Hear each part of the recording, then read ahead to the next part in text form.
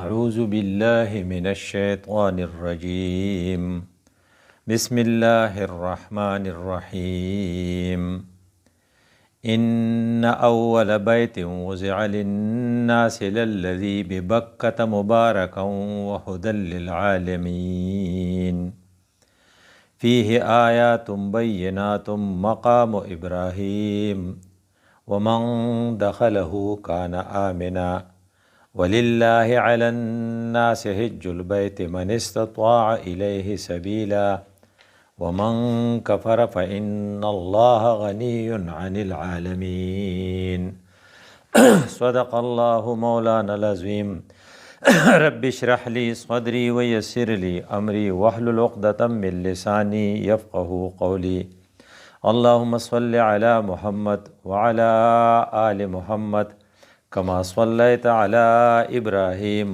وعلی آل ابراہیم انک حمید مجید۔ دا 2025 د مئی میاشت ده. په دې میاشت کې دوه کارونه روان دي. د 1 مئی نه پس د حج فلایټونه شروع شوي دي او خوش قسمته خلق د حج د فریضې د ادا کولو دپاره حجاز ته یا حرم ته روان دي. دویم نمبر د دې مئی په میاشت کې ناشنا خبره دا وه چې د 6 او د 7 مئی په منځ کې د شپې انډیا په پاکستان باندې جارحانه حمله کړې ده او د پاکستان خصوصا د بهاولپور او د لاهور د مرید کې جماعتونه یې نړولي دي او بے گناه خلق شهیدان کړي دي چې پای کې ماشومان او زنانه هم شامل دي. دا دواړه خبرې د یو بل سره ځکه کوریلیټ کوو چې دا د مئی په میاشت کې زموږ سره شوي دي. الله تعالی د دوو خلقو نه ډېر مروري. یو هغه سړی چې په هغه باندې حج فرض شي او هغه سره د حج د تلو سفر او بیا هم نه ځي، نو الله هغه نه ډېر زیات خفه دی. او یو هغه سړی چې د هغه په ملک باندې دشمن حمله وکړي او د هغې زنانه کونډې کي او بچي یتیمانان کي او کورونه برباد کي او مسلمان کې دومره دم خم نه چې هغه د هغې جواب ورکړي، نو الله د دې خلقو نه ډېر ناراضی.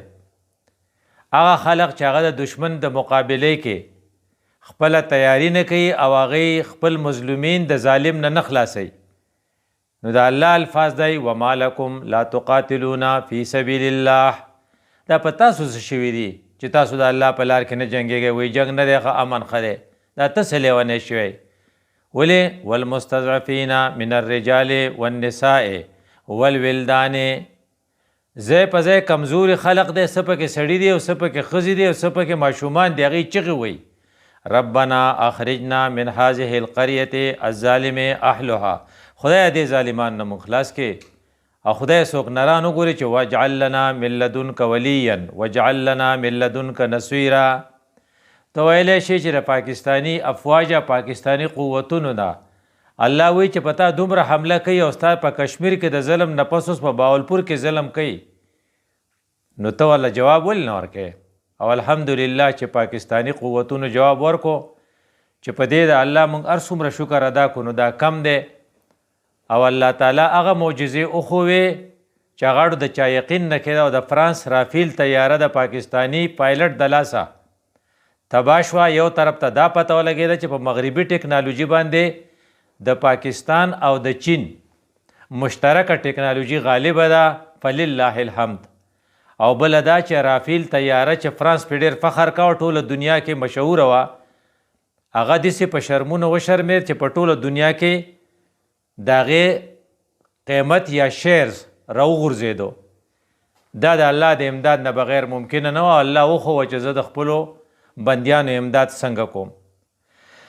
بل طرف ته الله د هغې خلقو نه ډېر مروري چې کوم خلق باندې خپل وسې کېږي او حج له تلی شي او بیا هم حج له نه ځي، نو کم خلق چې په دې موقع باندې حج له تلی دا خوش قسمته دی.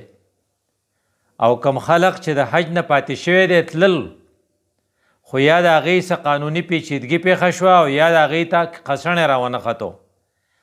د هغې په سترګو کې د خفګان نه اوښې دي، دا هم خوش قسمته دي.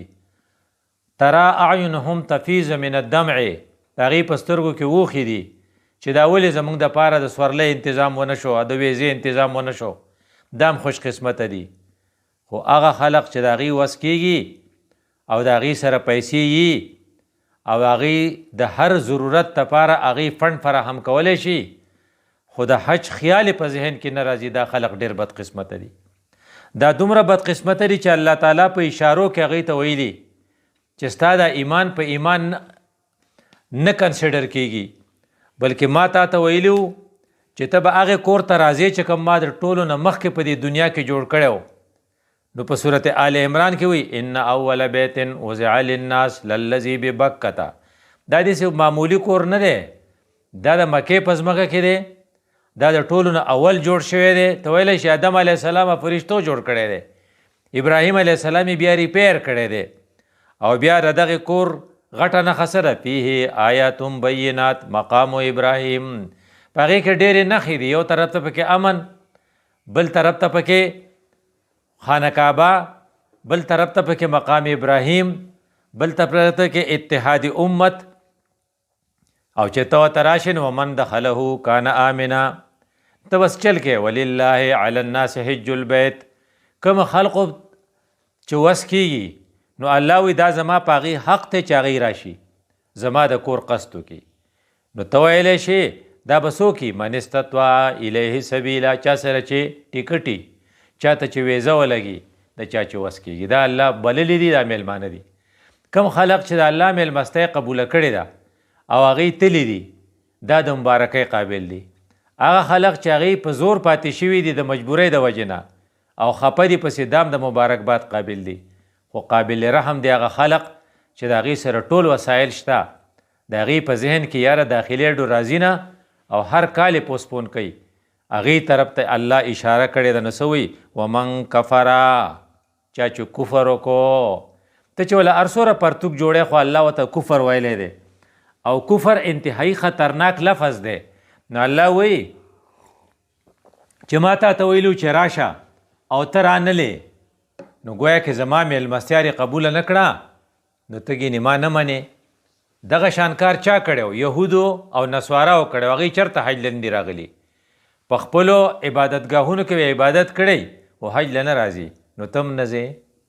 نو الله وایي چې که ته نه راځې او ته ځان ته داسې غټ نظر ښکاري، نو ته زما نه خبرې زه به رسره څه سلوک کوم؟ فإن الله غني عن العالمين.